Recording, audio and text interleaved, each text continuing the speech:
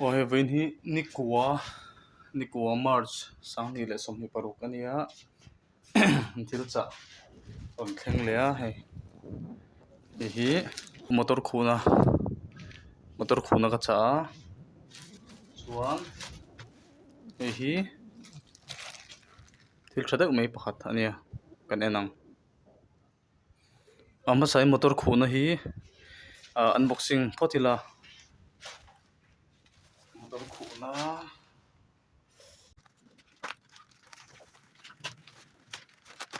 amma khan motor khuna hi a uk nge dum ka cha to ma se hriat thana har tu ka alar deuh hla ka thlang to tun tum chu alar deuh hla ka cha to ni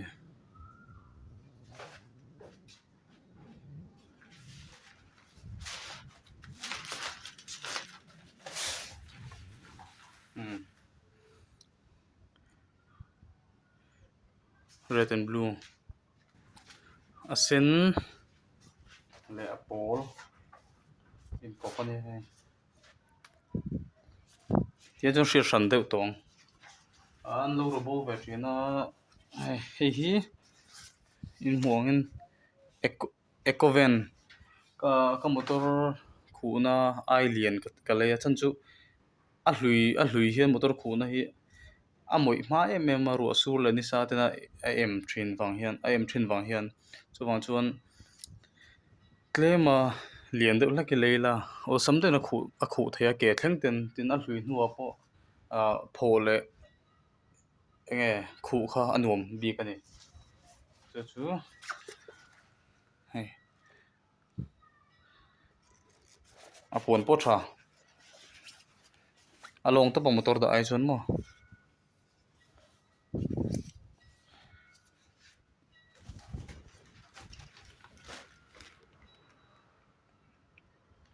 ecoven khuna nia ma se karatan ka lei ni chuan hei chu sira om phot se chuan hei hi pakhat alo oma hei hi enge ei ka hong to a office a ka en thuak to a om kim thlap a miso ate thil ka cha thina a quantity ka da tam hian alo thleng kim lo thina te chu ka hlau deuh ma se ten tum chu lo thleng dika hei hi ni hei hi gas lighter ania chuan type c hmanga hei ka hmang to a ni kum lama ka cha ania hei tha khop mai a voi khat charge hian reilo te minute nga min som vela charge full mai ka hria min som hnih vela voi khat charge hian thali te thathum te thali te dei ani hei off ania hei on ania hei chuan kan on leng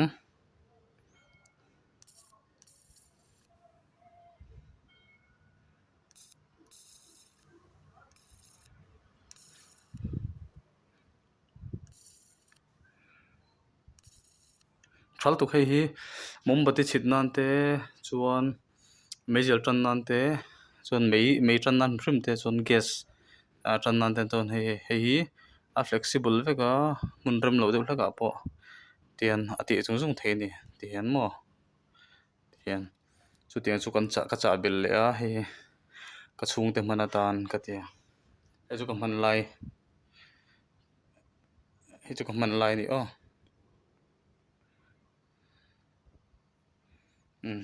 unboxing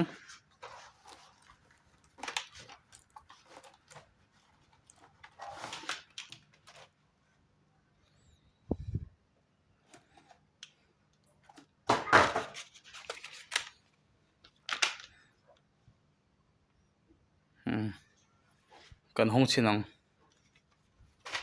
e type c charger on chom hal veka chang chon phone charger te pawh emergency achang ka charge mai zel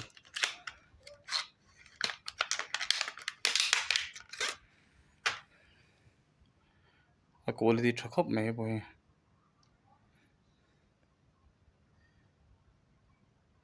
type c charge na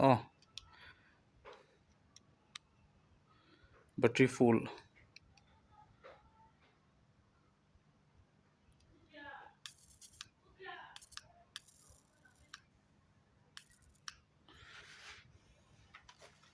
hi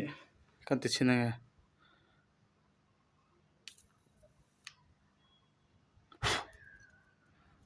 ti khan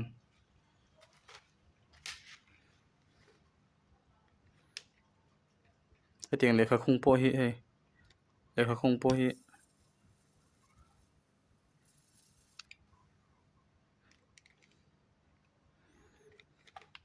thal tuk hei kan en veleng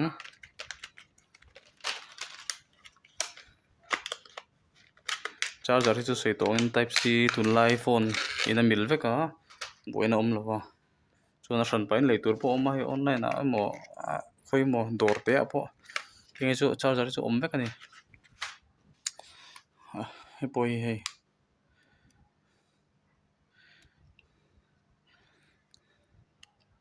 hei pawh full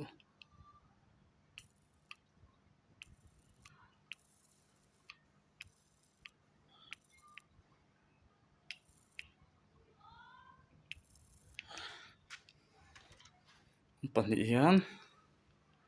kan on ve ve a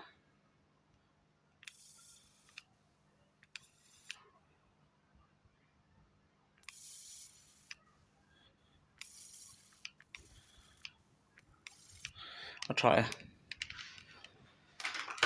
ni danga unbox tur dang kan lo kan cha le huna kan unbox le do ni o